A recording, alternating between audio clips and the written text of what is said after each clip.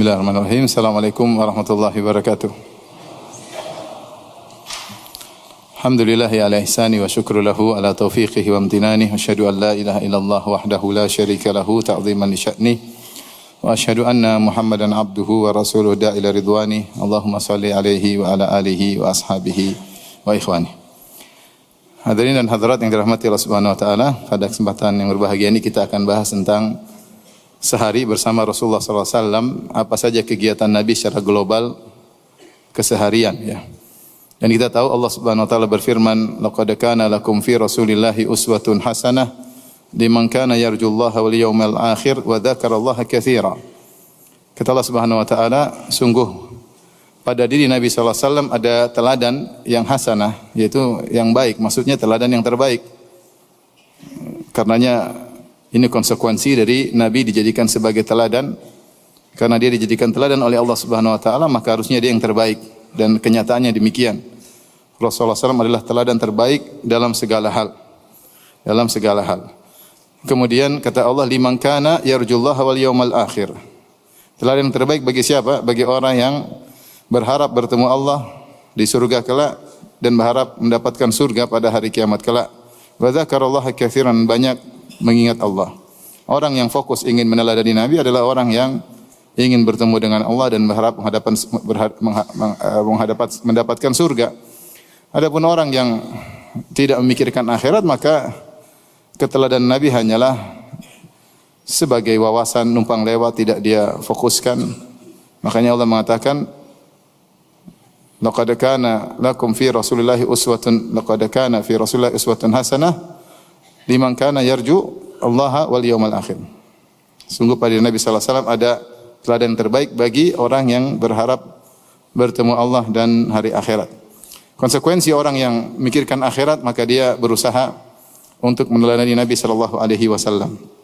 Dan pada kesempatan kali ini kita akan membahas tentang contoh sampel dari keseharian Nabi sallallahu alaihi wasallam, tentunya tidak secara keseluruhan, tapi hanya sekedar global, ya. Kita mulai dari subuh hari Nabi sallallahu alaihi wasallam. Adalah Nabi sallallahu alaihi wasallam salat subuh di awal waktu, sebagaimana dalam hadis ketika Rasulullah SAW ditanya, hadis Ibnu Mas'ud, ayul amali ahabbu ilallah, amalan apa yang paling dicintai oleh Allah Subhanahu wa taala? Maka Nabi berkata, as-salatu ala waqtiha, salat di atas waktunya. Banyak ulama menafsirkan yang dimaksud dengan salat ala waqtiha yaitu as-salat fi awwali waqtiha, ya. Salat di awal waktu. Karena waktu salat adalah waktu yang muassa dari awal sampai akhir, ya. Oleh karena yang mulia yang mana adalah yang pertama. Dan itu dicontohkan oleh Nabi sallallahu alaihi wasallam. Nabi selalu salat di awal waktu, kecuali ada kebutuhan khusus. Contohnya seperti ketika zuhur sangat panas, maka Rasulullah SAW mengatakan abridu bis salat.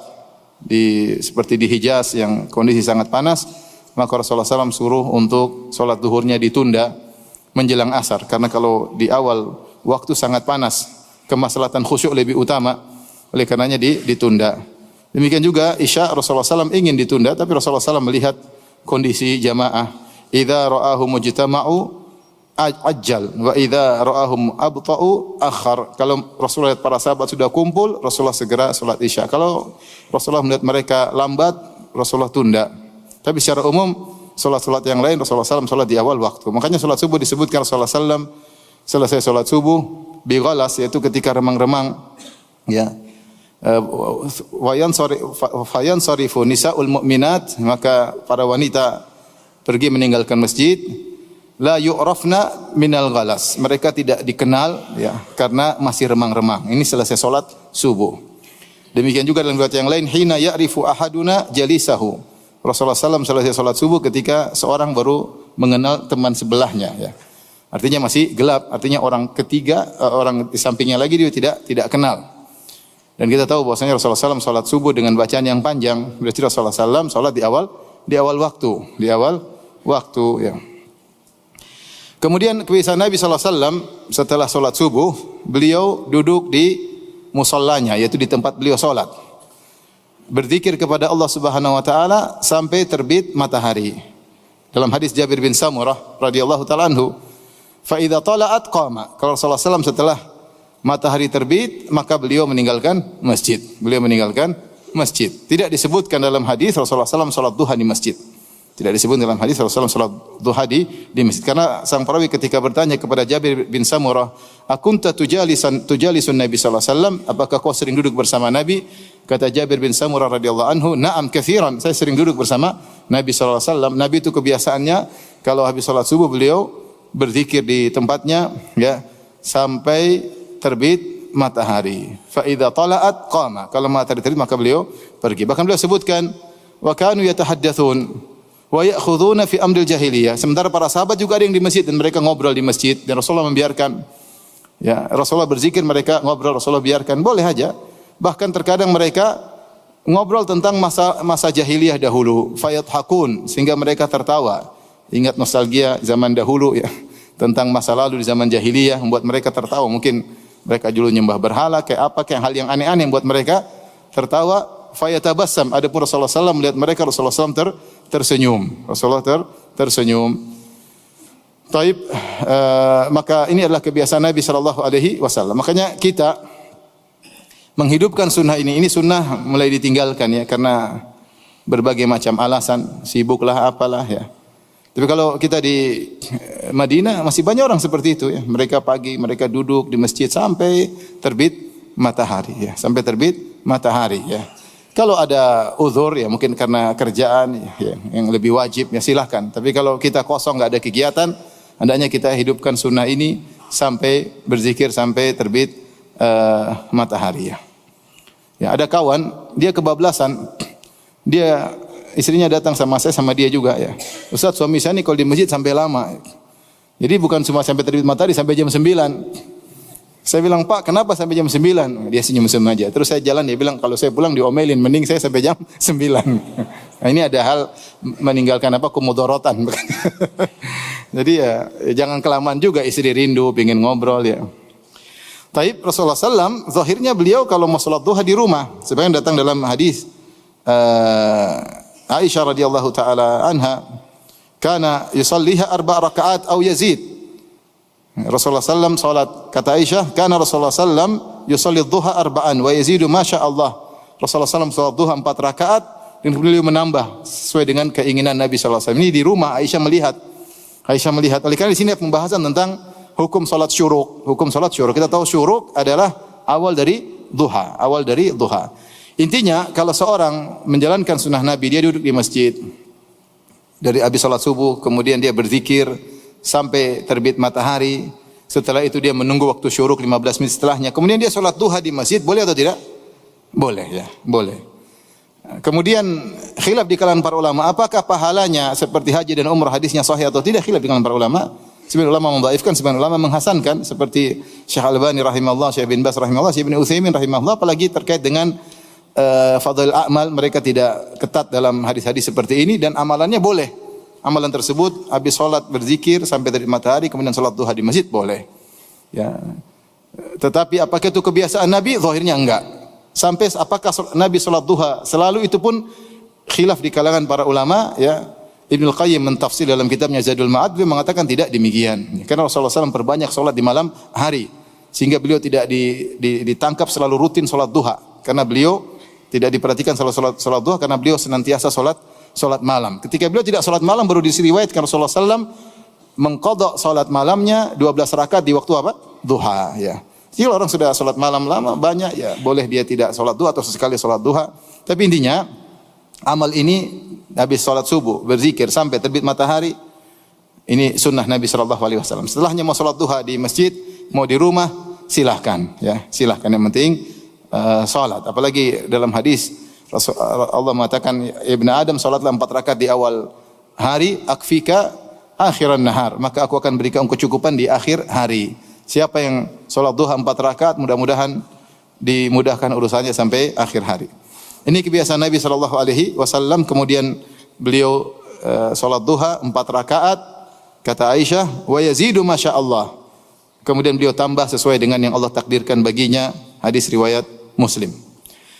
Adapun kegiatan beliau di rumah, ya, para sahabat tidak mengetahui. Ya. Para sahabat hanya mengetahui bagaimana kegiatan Nabi sallallahu alaihi wasallam ketika di luar rumah, ketika di masjid, ketika safar. Tapi dalam rumah mereka enggak tahu. Mereka tanya kepada istri-istri Nabi sallallahu alaihi wasallam tentang ibadah Nabi, salat malam Nabi, ya, mereka tanya kepada istri-istri Nabi sallallahu alaihi wasallam. Jadi yang tahu adalah istri Nabi sallallahu alaihi wasallam. Di sini dalam hadis-hadis Nabi sallallahu alaihi wasallam, ternyata Rasulullah sallallahu di rumah melakukan kegiatan sebagaimana suami-suami yang lain di zaman tersebut, orang-orang Arab yang lain, itu beliau memerah susu kambing, kemudian beliau menjahit bajunya, beliau melayani dirinya. Ya.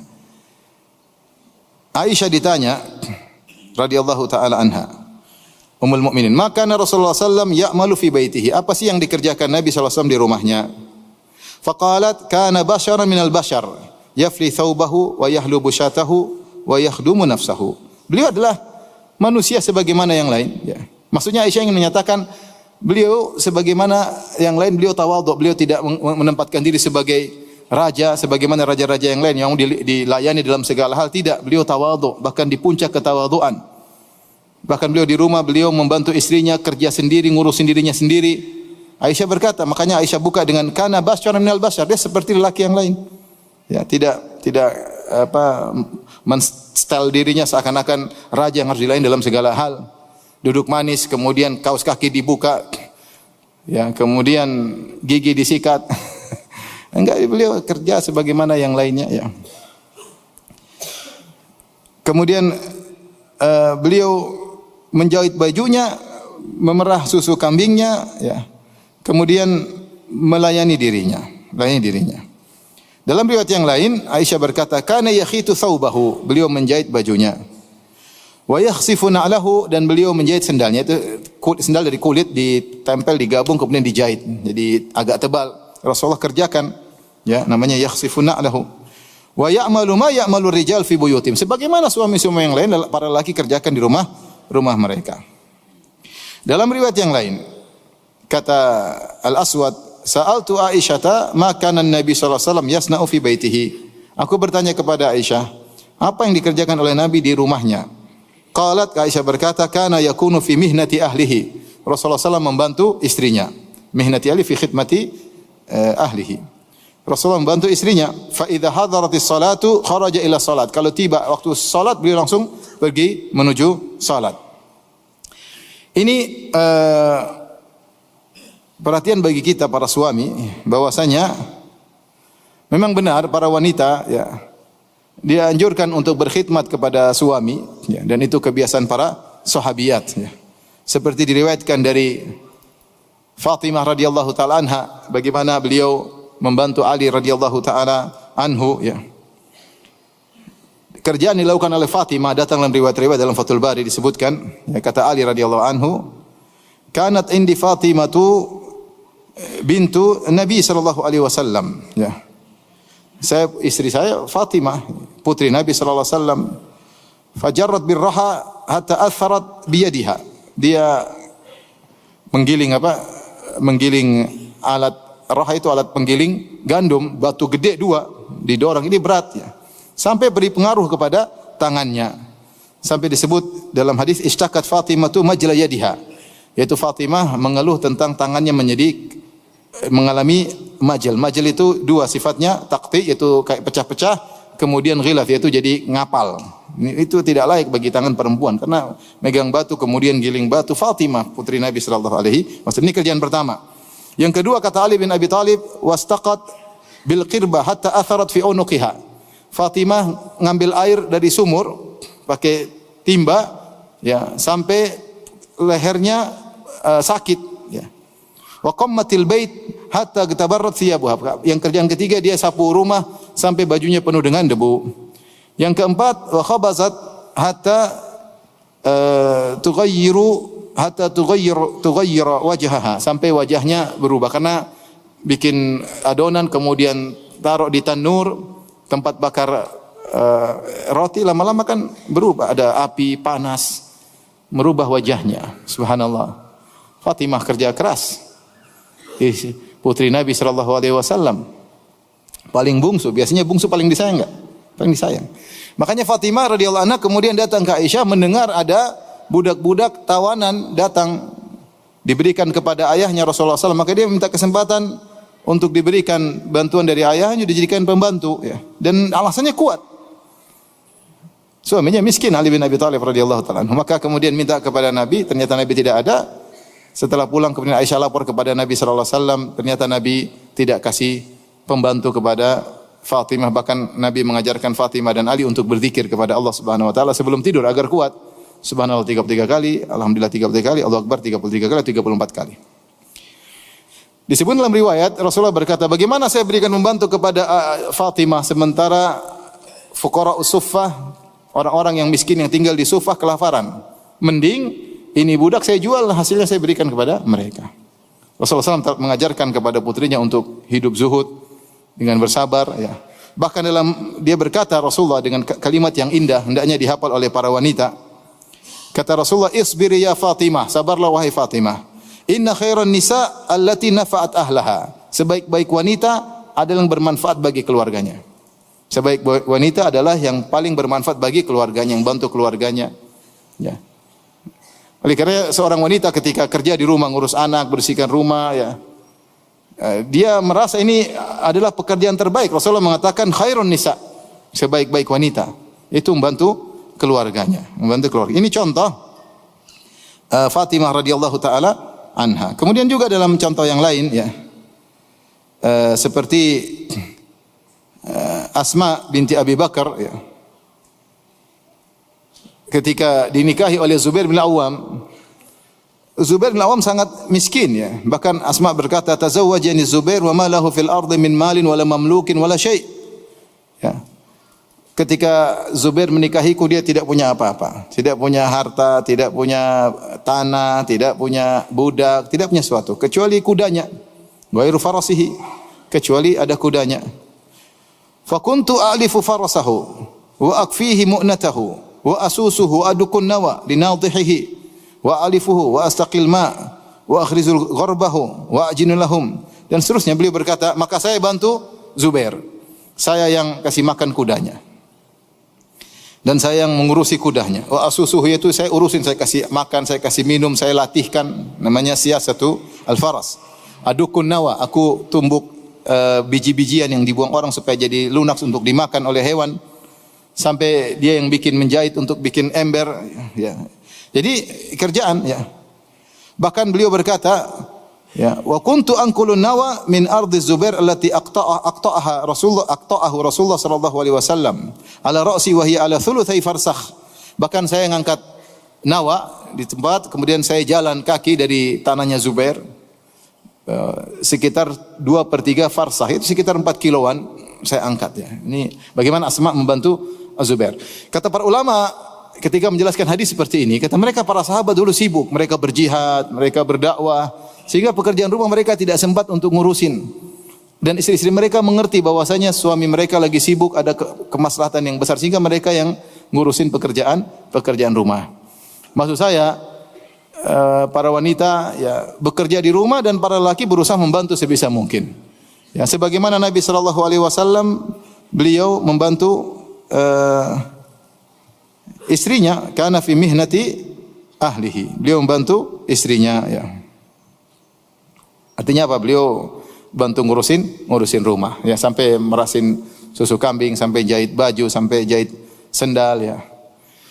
Jadi tidak masalah seorang suami bantu istri. Istri punya anak, mungkin lagi cebok, lagi capek, anaknya mau dicebok, dia lagi capek, "Bi, gantian dong."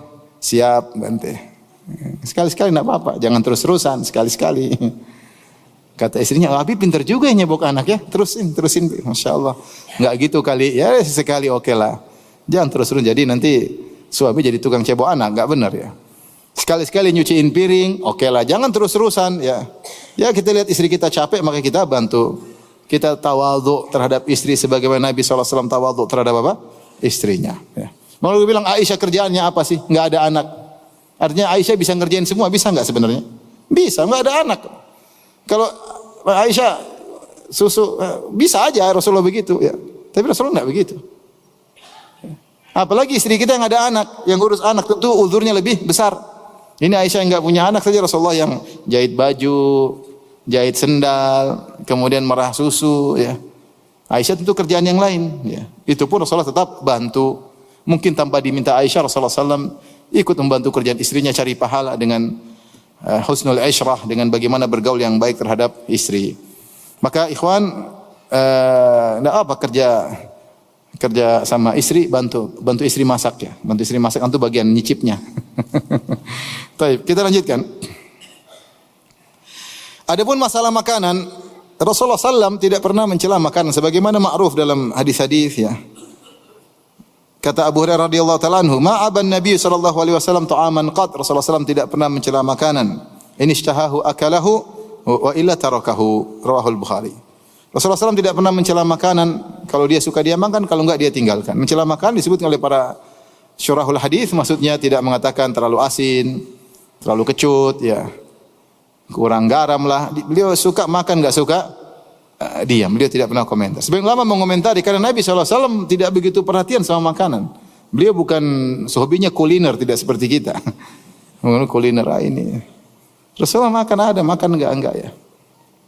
Kita wah raja komentar ya. Bisakah antum sehari enggak komentar ke makanan? Mungkin bisa kalau sehari. Kalau seminggu kayaknya berat ya. Rasulullah seumur hidup tidak pernah komentar apa? Makanan. Kita komentar makanan. Bahkan gratis pun kita komentari. Sudah dikomentari ternyata habis. Sampai Rasulullah SAW ketika disuruh komentar Al-Khalid bin Walid, beliau makan dengan Nabi SAW dan Nabi SAW disediakan dhab. Ada yang kasih tahu, sudah dipotong-potong, Rasulullah tidak tahu, mungkin dicampur bumbu. Rasulullah kira daging yang lain. Ada yang kasih tahu, ya Rasulullah itu dhab. Dhab, kadal gurun. Maka Rasulullah SAW tidak makan.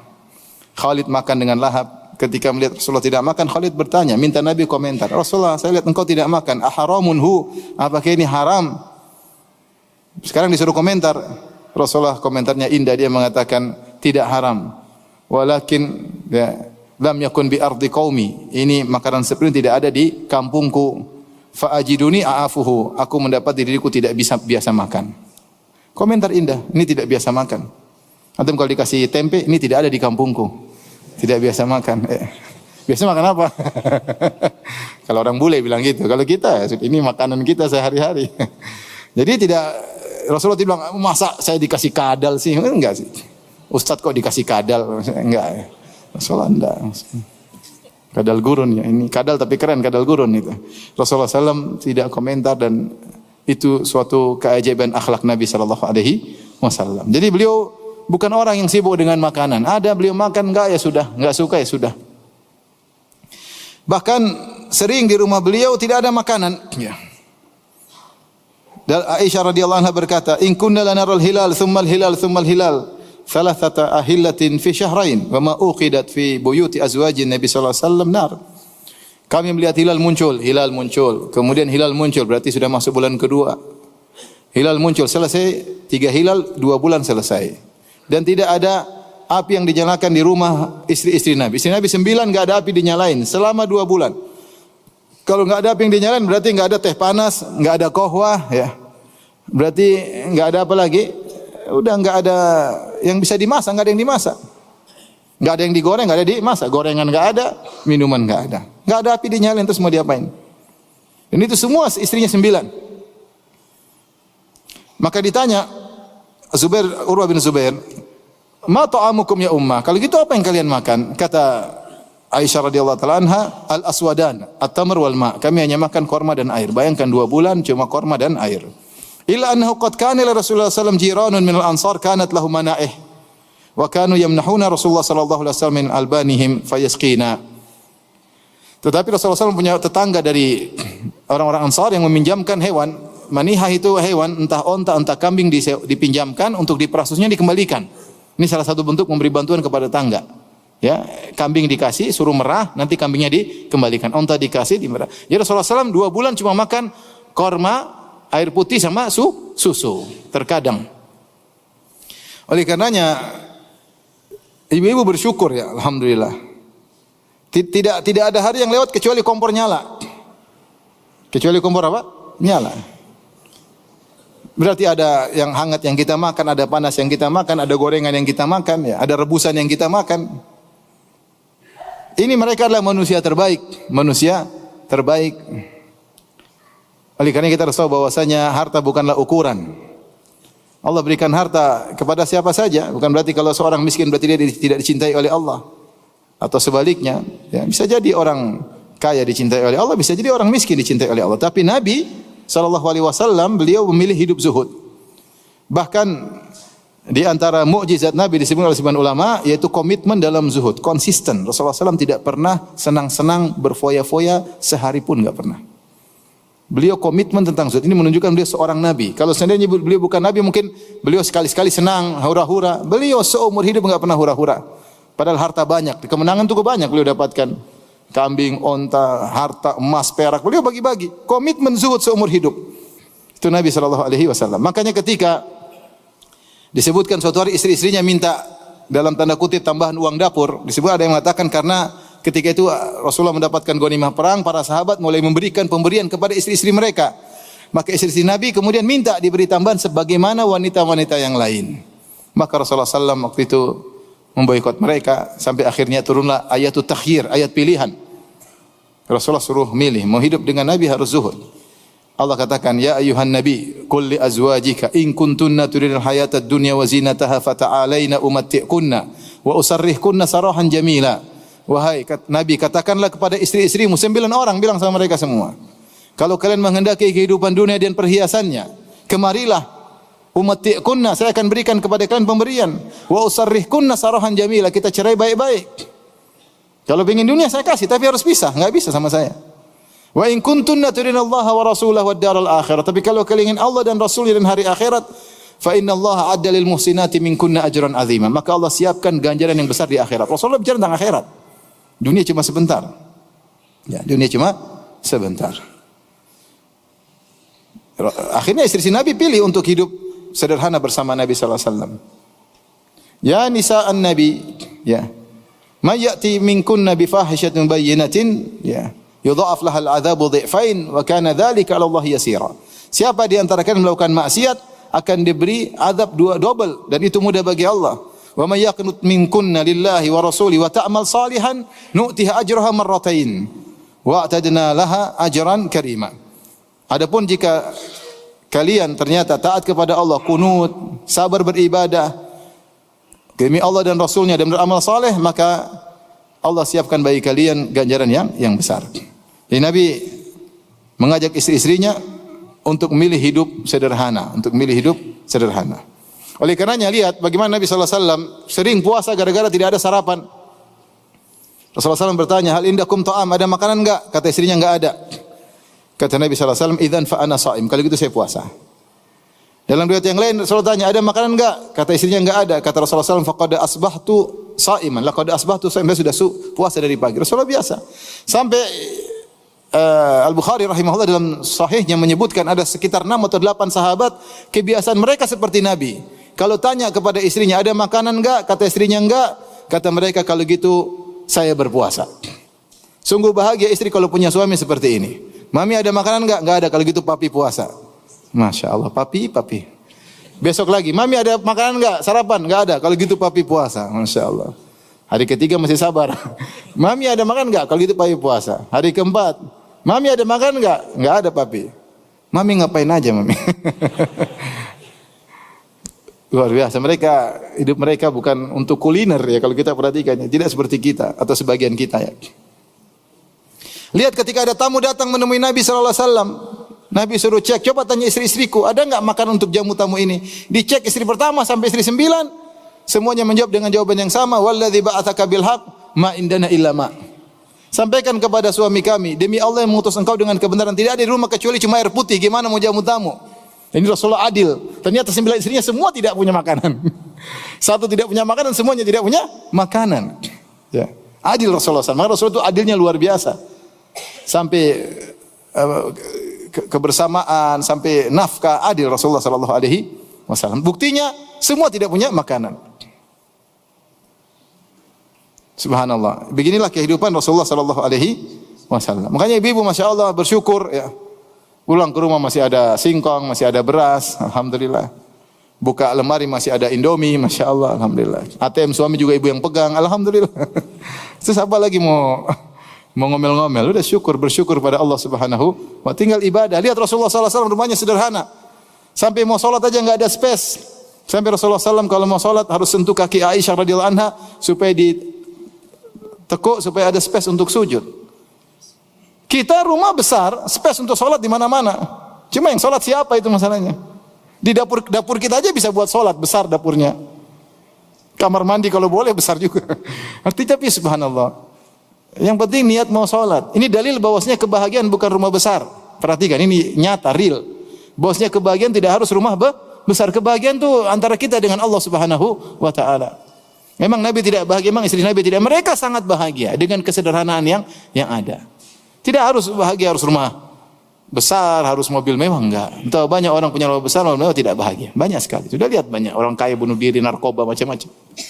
Masalah sana, masalah sini, kepala pusingnya banyak. Oleh karenanya yakinlah bahwasanya harta bukan ukuran pemuliaan atau penghinaan Allah terhadap seseorang. Bisa jadi seorang kaya dimuliakan oleh Allah, bisa jadi dimurkai oleh Allah. Bisa jadi seorang miskin dicintai oleh Allah, bisa jadi seorang miskin dimurkai oleh Allah Subhanahu wa taala. Taib. Kemudian ini di rumah, kalau Rasulullah SAW keluar rumah, maka beliau memperhatikan para sahabat. Ya.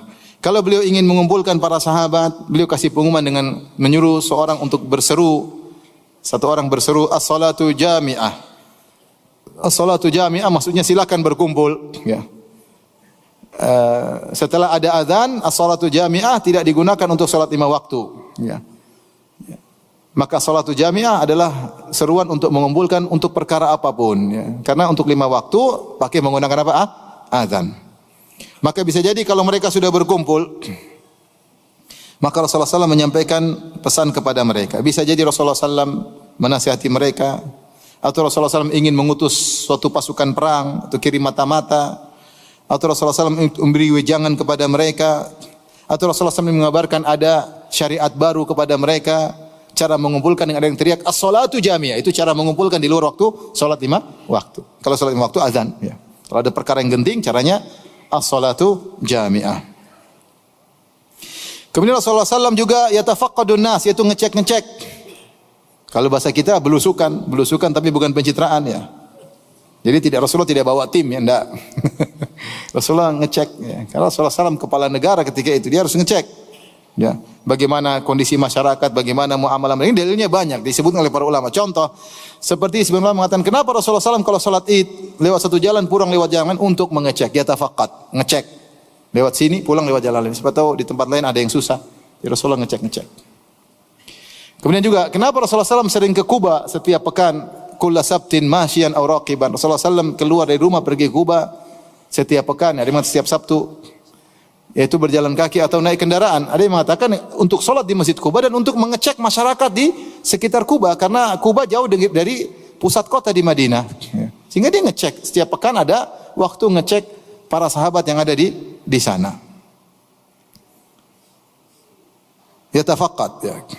Kemudian Rasulullah SAW juga menyungguh orang sakit. Ya. Rasulullah SAW menyungguh orang sakit. Ya. Seperti bahkan Rasulullah SAW menyungguh pembantunya Yahudi yang sakit. Kana gulamun Yahudiyun yakhdimun Nabi sallallahu alaihi wasallam. Ada seorang remaja Yahudi yang dulu pernah menjadi pembantu Nabi. Dan Nabi kepala negara muslim, pembantunya non muslim. Kemudian sakit, Rasulullah dengar, Rasulullah datangi untuk dikunjungi, dijenguk. Bayangkan. Rasulullah tidak lupa dengan kebaikan orang, bahkan membantunya non muslim Rasulullah datang. Ternyata dia sakit, kesempatan Nabi untuk mendakwahi. Selama ini mungkin Rasulullah dakwah, dia tidak masuk Islam. Sekarang dia sakit, kesempatan. Kan dia berkhidmat kepada Nabi, jadi bantu waktu lama. Tapi ternyata enggak masuk Islam. Ketika dia sakit, Rasulullah kunjungi, Rasulullah katakan aslim. Masuklah Islam engkau. Dia tahu tentang ajaran Islam, dia tahu Nabi siapa. Maka dia lihat kepada ayahnya. Takut ayahnya marah, ayahnya bilang, ati Abul Qasim, taati si Abul Qasim, taati Muhammad. Maka dia pun masuk Islam. Jadi perhatian kita, Rasulullah kunjungi pembantunya.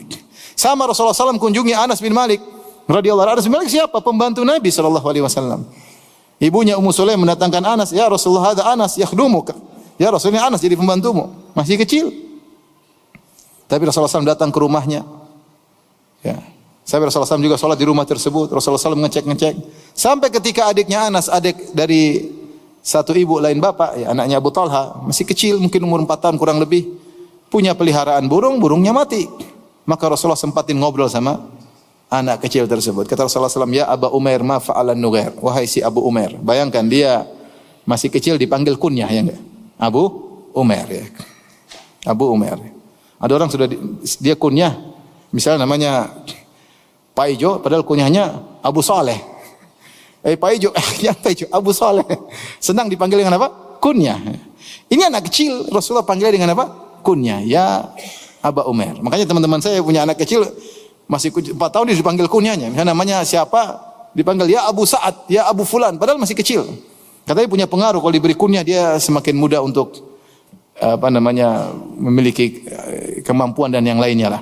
Maka Rasulullah panggil ya Aba Umair, ma fa'alan Nughair wa Abu Umair, apa yang terjadi dengan si kecil burung yang kau pelihara yang mati, ya. Ya, Rasulullah sempatin ngobrol sama anak-anak, bagaimana perhatian Nabi bahkan kepada anak-anak. Demikian juga, ya, Rasulullah sallallahu alaihi wasallam membantu orang-orang susah, ya. Seperti ada seorang wanita kana fi aqliha syai', agak terganggu kepala otaknya, Rasulullah ngobrol sama dia. Dia ingin ngobrol berdua sama Nabi di depan banyak orang, ya. Ini dijadikan dia oleh para ulama bahwasanya kalau berdua tapi di depan banyak orang tidak disebut khalwat karena tidak bersendirian. Rasulullah ngobrol sama dia padahal fi aqliha syai', otaknya terganggu. Tapi Rasulullah tidak sombong, tidak angkuh, Rasulullah biarin. Sampai ada budak jariyah mengambil tangan Nabi dibawa. Kata Rasulullah, biarkan bawa aku, silahkan ke lorong mana di kota Madinah. Rasulullah biarkan dirinya dibawa oleh seorang budak wanita.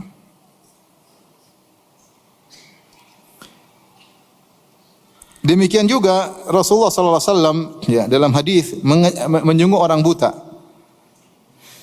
Dari Jabir bin Abdullah radhiyallahu anhu, beliau berkata, qala Rasulullah sallallahu alaihi wasallam, intaliqu bina ilal Basir alladhi fi Bani Waqif na'uduhu. Marilah kita pergi ke Basir yang ada di Bani Waqif, kita jenguk dia. Wa kana rajulan a'ma, dan dia seorang yang buta. Rasulullah SAW sengaja untuk menjenguk orang buta.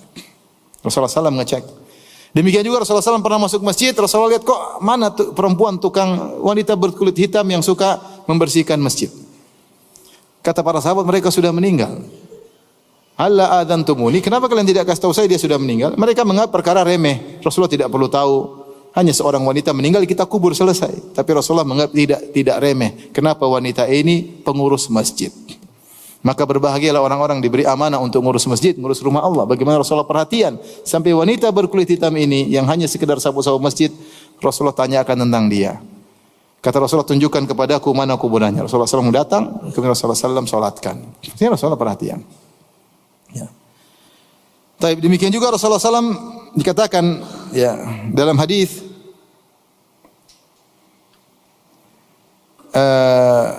Rasulullah SAW mengecek, ya, atau di dalam hadis disebutkan wala ya'naf an yamshiya ma'al armalah.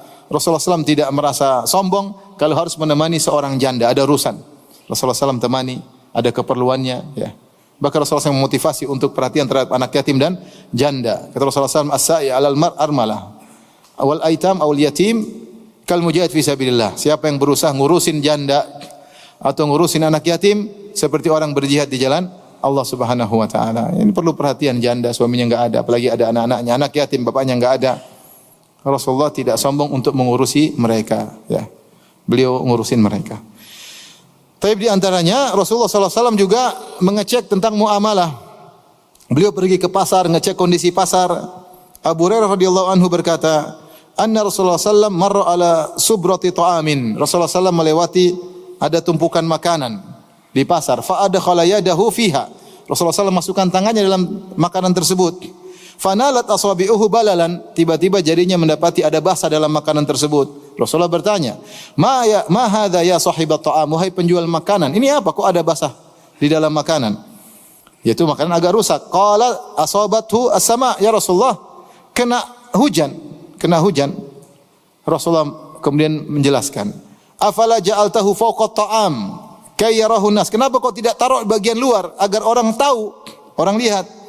Man ghasya falaysa minni, siapa yang curang, nipu, bukan dari golonganku. Ini bahaya orang jualan ini. Nutup aib, ya, nipu, ya, bahaya.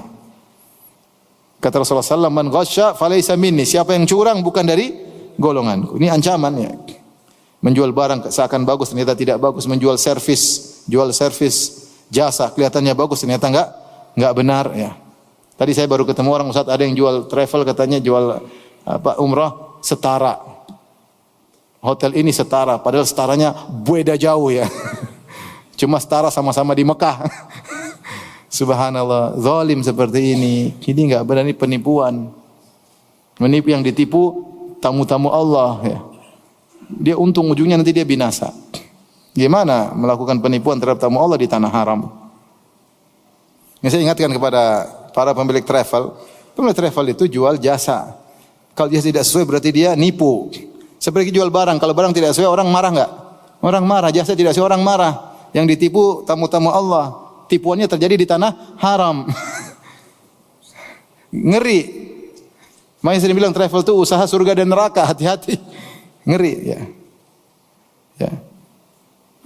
Hati-hati. Terus tidak siap, yang jadi masalah tidak siap rugi, itu masalahnya. Kalau ada rugi selalu ditimpakan kepada jamaah. Ada travel gini, terus qadarullah. Qadarullah. Sabar, Pak. Sabar. Kamu yang sabar rugi. Kok kita ruginya taruh sama kita? Harusnya kamu sesuai dengan apa? Iklan sesuai ya, sesuaikan. Kalau kamu rugi, kamu yang sabar, jangan suruh jamaah yang sabar. Kamu posisikan diri tidak mau rugi, selalu yang rugikan adalah jamaah. Ini enggak benar seperti ini. Kalau travel siap rugi. Hati-hati loh nipu tamu Allah Subhanahu wa taala. Kecuali first major ya beda, kalau jadi bencana kemudian hotelnya meledak ya itu lain cerita. Tapi kalau saya ditipu broker ya, terus kalau broker nipu kamu, kamu nipu saya, begitu maksudnya. Ya sudah, kamu yang ditipu, kamu yang rugi.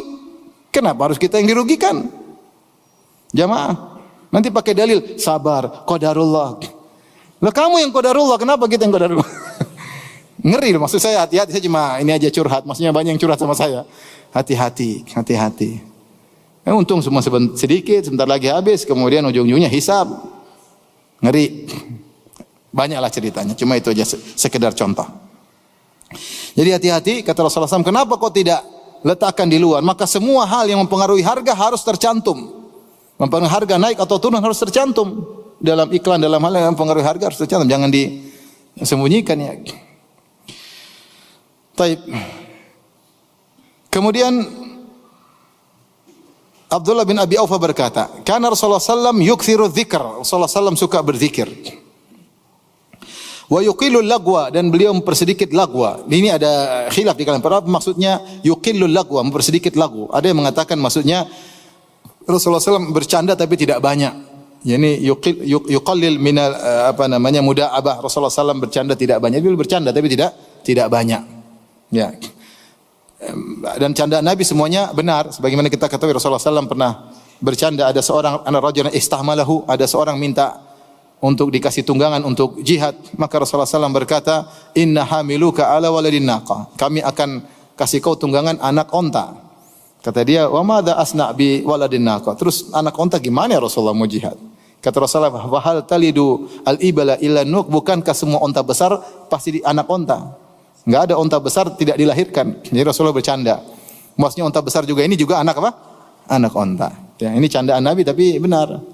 Seperti ada seorang wanita tua bilang, ya Rasulullah doakan saya masuk surga. Kata Rasulullah SAW, innal jannah la tadkhuluha al-ajuz. Surga itu tidak dimasuki oleh nenek-nenek. Maka dia pun sedih. Kata Rasulullah, kalau kau mau surga, kau akan jadi muda kembali. Jadi nenek-nenek jangan sedih, nanti kalau surga muda kembali. Nah, ini candaan Nabi semuanya benar, tapi tidak banyak. Rasulullah SAW yuqillul lagwa, tidak banyak bercanda. Ini tafsiran. Tafsir yang lain mengatakan yuqillul lagwa, maksudnya Rasulullah SAW rata-rata hadisnya jawami'ul kalim, yaitu padat, singkat dan padat. Ada hadis-hadis yang tidak singkat padat tapi tidak banyak. Kebanyakannya singkat dan apa? Padat. Ya. Ini maksudnya. Ada yang mengatakan yukil maknanya ya'dim, itu sama sekali tidak melakukan hal yang sia-sia. Dan itu ditafsirkan demikian karena di antara sifat-sifat orang beriman tidak melakukan perkara sia-sia. Allah mengatakan qad aflahal mu'minun alladzina hum fi salatihim khashi'un walladzina hum 'anil lagwi mu'ridun. Sungguh beruntung orang-orang yang beriman yang mereka khusyuk dalam salat mereka dan mereka berpaling dari perkara sia-sia. Ini ciri orang beriman. Ini sangat dibutuhkan di zaman sekarang. Kita banyak terjerumus dalam perkara sia-sia, bukan perkara sia-sia, bahkan perkara haram, dengan interaksi dengan medsos, melihat yang haram, nonton yang tidak perlu, melihat aurat wanita terbuka, dengar musik, dengar ghibah, dengar namimah. Bukan lagi perkara sia-sia, bahkan perkara yang haram. Demikian ketika Allah menyebutkan tentang ibadur rahman, kata Allah Subhanahu wa taala, ya, ketika menyebut sifat-sifat ibadur rahman ya. Wa idza marru bil lagwi marru kirama. Ketika mereka melewati perkara sia-sia mereka lewat aja. Mereka lewat aja. Antum kalau lagi jalan ada orang dangdutan lewat aja. Jangan ikut berdiri kemudian kepala ikut goyang. Itu enggak benar. Lewat aja. Kalau antum lagi buka di dunia maya ada yang tidak perlu antum lewati. Marru kiraman. Jangan diklik. Kalau diklik imma sia-sia, kalau enggak sia-sia haram. Kita sia-sia sudah banyak kita lakukan. Bagaimana kita melihat ciri-ciri qad aflahal mu'minun? Padahal ciri-ciri orang beriman, orang-orang yang anil lagwi mu'ridun, berpaling perkara sia-sia. Wa idza marru bil lagwi marru kirama. Kalau melihat sia-sia mereka lewati. Sudah azan Isya? Sudah. Tapi kita lanjut habis ini insyaallah taala azan dulu. Jadi intinya hati-hati di antara sifat Nabi sallallahu alaihi wasallam yukthirul dzikr, suka berzikir. Lisan ini hendaknya kita sering berzikir ya. Ingat zikir dengan tasbih, tahlil, tahmid atau zikir mikirin makna-makna Al-Qur'an, makna hadis termasuk zikir. Karena thalabul ilmi termasuk apa? Zikir, memikirkan tafsir, memikirkan fikih itu zikir. Di antaranya zikir dengan lisan. Jadi usahakan kita pikirkan tentang agama. Itu namanya mengingat Allah Subhanahu wa taala. Wa yutilus salat dan beliau memperpanjang salat. Wa yuqsiru ayuqsirul khutbah. Ada yang mengatakan terkait dengan khutbah Jumat. Ya, khutbah Jumat disebut dalam hadis inna min fiqhir rajul, di antara fikih seseorang adalah memperpanjang salat, memperpendek apa? Khutbah. Dan itu benar. Orang kalau faqih dia khutbahnya singkat padat, bermakna. Tapi kalau dia enggak faqih ngalur ngidul, sana ke sini, akhirnya turun sakinah jemaah pada ngantuk. Tidur. Kalau dia faqih harusnya singkat padat, salatnya yang panjang. Kemudian wala ya'nafu an yamshiya ma'al armal, Rasulullah SAW tidak merasa sombong kalau harus berjalan dengan seorang janda menemani keperluannya ya, mengenai keperluannya. Makanya perlu ada pendataan para janda, kita kasih bantuan. Dan ini di antara hal yang dianjurkan oleh Nabi sallallahu alaihi wasallam ngurusin janda ya. Saya pernah ke kawan, dia punya asrama janda, Masya Allah, janda banyak situ. Tapi nenek-nenek banyak, tua-tua ya sudah. Tapi saya sempat ke situ. Dia punya ide luar biasa, bikin asrama apa? Janda. Luar biasa. Ya tidak semua janda ada yang ayomi. Ya. Apalagi janda udah tua, siapa yang mau ngayomi? Yang muda aja tidak diayomi, apalagi yang tua. Ini makanya harus ada ya sosial untuk mereka, karena mereka salah satu yang diwasiatkan oleh Nabi. Bukan cuma yatim-yatim aja, yatim ya, janda juga iya. Apalagi zaman sekarang. Mereka mungkin mudah ditipu, hasrat mereka banyak hal urusan masalah janda, perlu ada tim khusus yang benar-benar bisa memperhatikan mereka, tapi bukan terfitnah atau memfitnah. Hati-hati. Ya, janda sortiran katanya, waduh bahaya. Baik, azan dulu baru kita lanjutkan. Jadi disebutkan sini wala ya'naf an yamshiya mal armala wal miskin fayaqdi lahul hajah. Beliau tidak enggan, tidak merasa sombong untuk berjalan bersama janda atau orang miskin, kemudian Rasulullah SAW menunaikan hajatnya. Dan kita berusaha kalau melakukan kebaikan sempurnakan. Ya, Rasulullah mengatakan innallaha yuhibbu idza amila ahadukum amalan an yutqinahu. Allah suka jika seorang melakukan suatu kegiatan dia sempurnakan, jangan setengah-setengah kalau bisa. Kalau enggak bisa ya semampunya. Ada saya punya kawan, dia punya bapak atau punya saudara luar biasa. Kalau ada orang tanya rumahnya itu di mana ya? Dia langsung nganterin pakai motor sampai ke rumahnya. Bukan cuma nunjuk sana sini, dia langsung nganterin. Kebiasaan dia. Orang tanya di mana, nganterin sampai ke depan rumahnya. Jadi orang senanglah sampai depan apa? Rumahnya. Maksudnya kalau kita punya kebaikan sempurnakan. Ya, kalau bisa sempurnakan. Bisa bantu orang miskin sampai selesai urusannya bagus. Bisa bantu dia berobat sampai selesai sembuh bagus. Ya. Sempurnakan sampai benar-benar hajatnya selesai. Makanya dikatakan fayaqdi lahu hajah. Yaitu Rasulullah SAW sampai selesaikan hajatnya. Kalau bisa, kalau enggak mampu enggak apa-apa. Makanya Nabi mengatakan man naffasa kurbatan ya, siapa yang meringankan. Nafas itu tanfis, bisa jadi hilang secara total, bisa jadi hilang sebagian. Tapi kalau bisa secara total kita mampu, lakukanlah, itu yang terbaik. Baik. Kemudian kalau ada permasalahan Rasulullah SAW diskusikan sama para sahabat. Bahkan diskusi sampai malam hari. Kita tahu di antara yang Rasulullah tidak sukai adalah tidur sebelum Isya dan ngobrol setelah Isya. Wa kana yakrahu an-nauma qablahu wal haditsa ba'dahu. Rasulullah SAW tidak suka tidur sebelum Isya, khawatir bablas sehingga Isya terlambat ya. Dan Rasulullah SAW tidak suka ngobrol setelah Isya ya, karena ngobrol setelah Isya ini dampaknya banyak.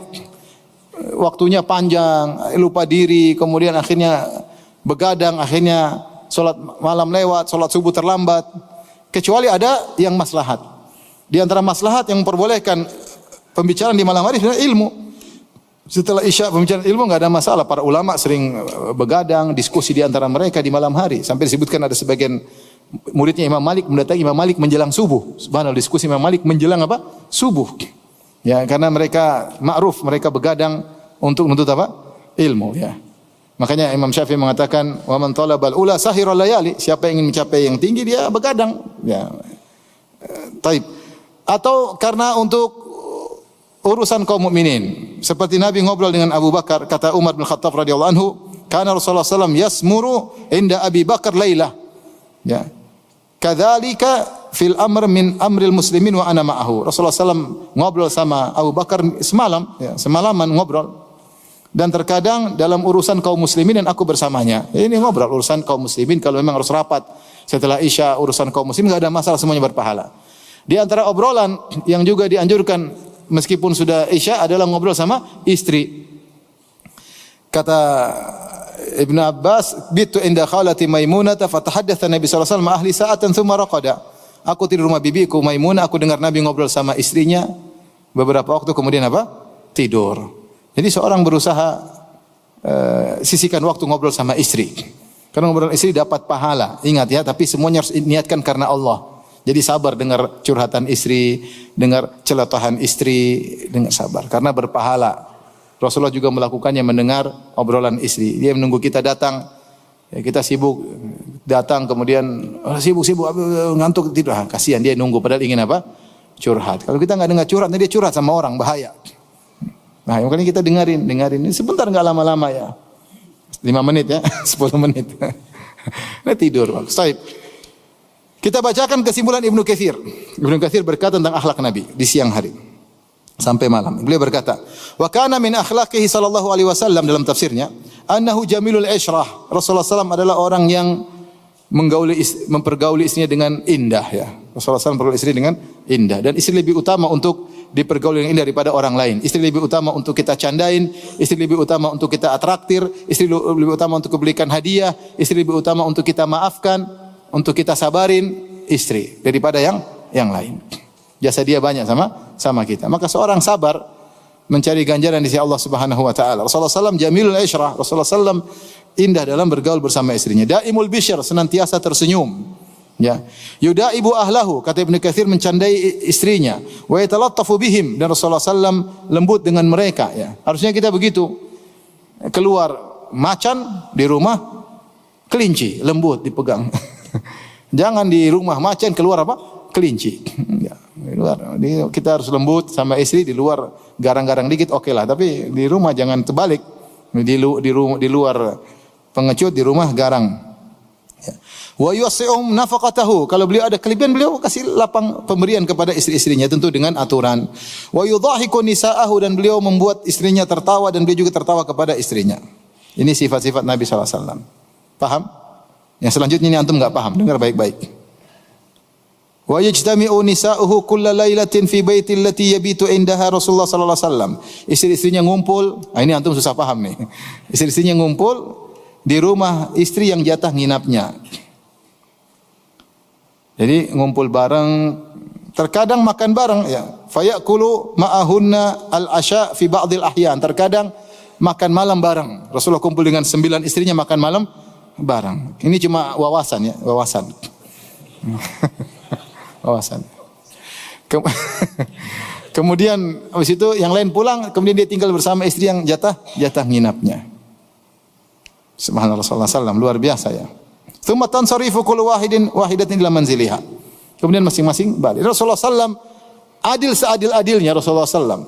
Rasulullah tidak pernah membedakan satu dengan lain urusan mabit, tidak pernah. Mentang-mentang istri tua sudah tua, udahlah 2 hari aja, istri muda 5 hari, enggak boleh. Atau sebaliknya, mentang-mentang istri tua yang berkuasa 5 hari, istri muda 2 hari, hisab miring hari kiamat, ya akhi. Hati-hati. Miring. Ketemu hari kiamat, jenggotan kok miring. Qadarullah. Terlambat, enggak bisa. Ngeri. Miring. Sampai Rasulullah SAW sakit, Rasulullah berusaha adil. Sampai dia sakit susah diangkat, dia menjalankan gilirannya sampai sakit Rasulullah adil. Pindah ke rumah satu, dia sakit capek dipapah tapi demi keadilan. Sampai Rasulullah, para istri-istrinya tahu Rasulullah SAW ingin di rumah Aisyah, mereka izinkan semua. Kalau semua izin enggak ada masalah. Tapi maksudnya Rasulullah berusaha untuk adil sampai dalam sakit parah, mau mati, Rasulullah SAW mau meninggal tetap berusaha menjalankan giliran apa? Giliran mabit. Ini sebagian kita poligami, satu tinggal di rumah, satu di garasi. Ya Allah, gimana ceritanya? Ya. Bangga istri saya 2. Satu di mana? Di garasi ya gimana? Garasi dibikin rumah-rumahan, nggak boleh gitu ya. Ya kalau nggak mampu lain cerita. Kalau mampu, dia ridho kok, bukan ridho itu, pasti terpaksa daripada kamu ceraiin. Ya. Kalau adik perempuan mau digitukan gimana? Kalau kakak perempuan mau digitukan gimana? Ridho kamu. Kakak kamu jadi istri kedua, ditaruh di garasi. Yang benar aja. Taib. Kemudian kata Ibnu Katsir rahimahullahu taala, wa kana yanamu ma'al mar'ah min nisa'ihi fi syi'arin wahid. Beliau satu selimut, satu kain, lipat barang-barang berdua. Itu begitu yang benar ya. Bukan masing-masing selimutnya sendiri. Satu menghadap utara, satu menghadap selatan. Satu menghadap utara main HP, satu menghadap selatan main apa? HP. Ketawa ke TV sama istri orang, repot. Mesra sama istri, bukan sama istri orang. Kalau telepon sama istri semangat. Gimana habibati, gimana sayang, gitu lagi. Habis sibuk. Kalau sama istri orang, kaif haluk ukhti, barakallahu fik. Ahsanallahu ilaik, Masya Allah. Langsung kreatif, inovatif. Setan memang ya. Sama istri, sibuk. Rasulullah SAW ngobrol sama istrinya, tidur selimut sama istrinya. Ya dha'an katifai rida wa inamul bil izar. Rasulullah SAW biasanya kalau ini ya ridanya dilepaskan, tidur pakai sarung. Wa kana idza shalal isya yadkhulu manzilahu yasmuru ma ahlihi qalilan qabla an yanam. Ngobrol sama istrinya sebentar sebelum tidur. Yu'anisuhum bidzalik, menyenangkan istrinya. Dari tafsir Ibnu Katsir rahimahullahu taala. Baik. Kalau tiba malam hari, maka Rasulullah SAW tidur di awal malam, kemudian beliau bangun di akhir malam. Dalam beberapa riwayat, di antaranya Rasulullah SAW bangun di sepertiga malam yang terakhir. Ada riwayat seperti dalam hadis Ibnu Abbas, sepertiga malam terakhir Rasulullah bangun, kemudian salat sampai subuh. Dan itu kebiasaan Nabi SAW. Apalagi sepertiga malam terakhir adalah malam nuzul al-ilahi. Ya.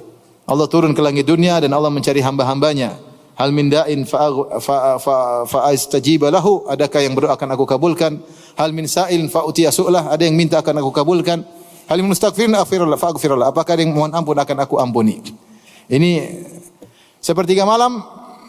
Bagaimana caranya? Yang terakhir kita hitung, kita dari azan maghrib sampai azan subuh. Azan maghrib sekarang jam berapa? 18 berapa? 18.16. Azan subuh 4.40 ya. Taruhlah gampangannya 6.30 sama 4.30 taruhlah. Berarti dari maghrib sampai subuh 10 jam. Kalau 10 jam bagi 3 berarti 3 jam 3 sepertiga jam. Berarti 3 jam 20 menit kira-kira.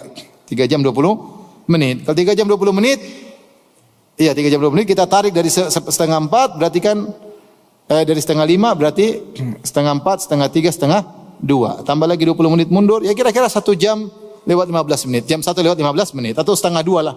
Itu sudah mulai sepertiga malam yang terakhir. Antum bangun jam 2, jam 3 oke. Itu sudah termasuk sepertiga malam yang terakhir. Mulai dari setengah 2-an kira-kira.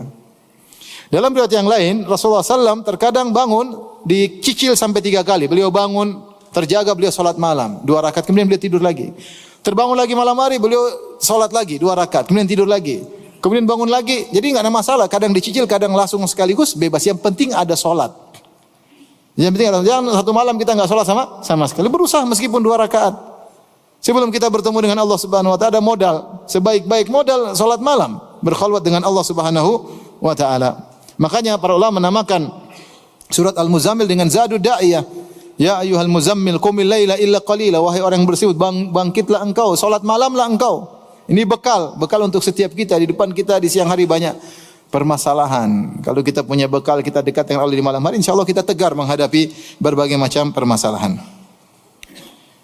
Dan Aisyah berkata, Nabi sallallahu alaihi wasallam kana yudha'u lahu wudu'uhu yudha'u lahu wudu'uhu wa siwakuhu fa idza qama minal laili takhallathu mastaka.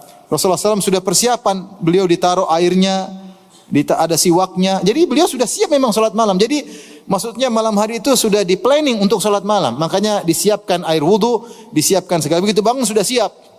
Nah kita itu harus siap-siap ya. Paling tidak kalau kita sekarang nggak perlu apa-apa karena semua ada di toilet. Tinggal jam alarm aja. Kalau nggak bisa bangun pasang alarm 3. Satu di atas lemari, satu di bawah kolong, satu di telinga istri. Insya Allah bangun. Insya Allah bangun. Kita mau niat. Kita masalahnya nggak niat. Jujur kalau kita tahu ada jadwal terbang jam 5, kita bangun jam 2 nggak? Kenapa kita nggak mau ketinggalan? Kita rugi kalau pesawat terbang kita ketinggalan, rugi 2 juta, 3 juta.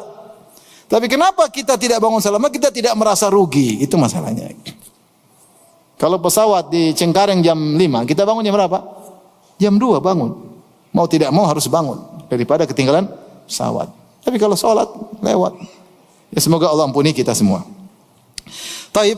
Kemudian juga dalam hadis Rasulullah sallallahu alaihi wasallam, hadis Ibnu Abbas, falamma kana thuluthul lail al-akhir, ketika sepertiga malam yang terakhir, qa'ada fa nadhara ila sama. Rasulullah duduk kemudian melihat ke langit. Kemudian baca inna fi khalqis samawati wal ardi seterusnya di akhir surat Al-Imran. Tsumma qama fatawadda. Setelah baca akhir Al-Imran, kemudian beliau berdiri kemudian berwudu. Ini dalil bahwasanya boleh baca Quran meskipun belum berwudu. Ya Rasulullah bangun tidur kan sudah batal wudunya. Itu baca Quran. Yang khilaf itu kalau pegang Quran. Tapi kalau baca Quran dalam kondisi wudu tidak ada khilaf. Bahwasanya itu diperbolehkan. Ya. Maka Rasulullah SAW kemudian berwudu, wastanna fasalla ihda asyrat rakaat. Kemudian beliau salat 11 rakaat. Summa idzan Bilal mengumandangkan azan, kemudian salat 2 rakaat sebelum subuh, kemudian baru salat subuh. Ya ini kira-kira keseharian Nabi sallallahu alaihi wasallam. Intinya Rasulullah SAW rutinitasnya tidak ada yang pakem karena Rasulullah SAW juga mengalami banyak kegiatan-kegiatan. Terkadang beliau safar umrah, terkadang beliau safar haji, terkadang beliau safar perang. Ya banyak kegiatan Nabi SAW. Tapi secara umum kalau beliau tidak safar kira-kira seperti ini sebagaimana disebutkan oleh para ulama dalam hadis-hadis. Tentunya ada zikir-zikir yang lain yang beliau lakukan seperti zikir pagi, zikir petang yang merupakan keseharian Nabi SAW. Ya. Kalau ingin tahu bagaimana akhlak Nabi, ya taulah bahwa seluruh kegiatannya karena Allah. Seluruh kegiatannya karena Allah. Qul inna salati wa nusuki wa mahyaya wa mamati lillahi rabbil alamin. Katakanlah salatku, sembelihanku, hidupku dan matiku hanya untuk siapa? Allah. Ini pedoman kita. Karena ingat kata Nabi SAW, innamal a'malu binniyat. Amalan tergantung niat. La ujra illa an husbah. Tidak ada pahala, la ajra illa an hisbah. Tidak ada pahala kecuali kalau diniatkan karena Allah. Maka nasihat saya pribadi dan juga para hadirin hadirat, semua kegiatan kita niatkan karena Allah.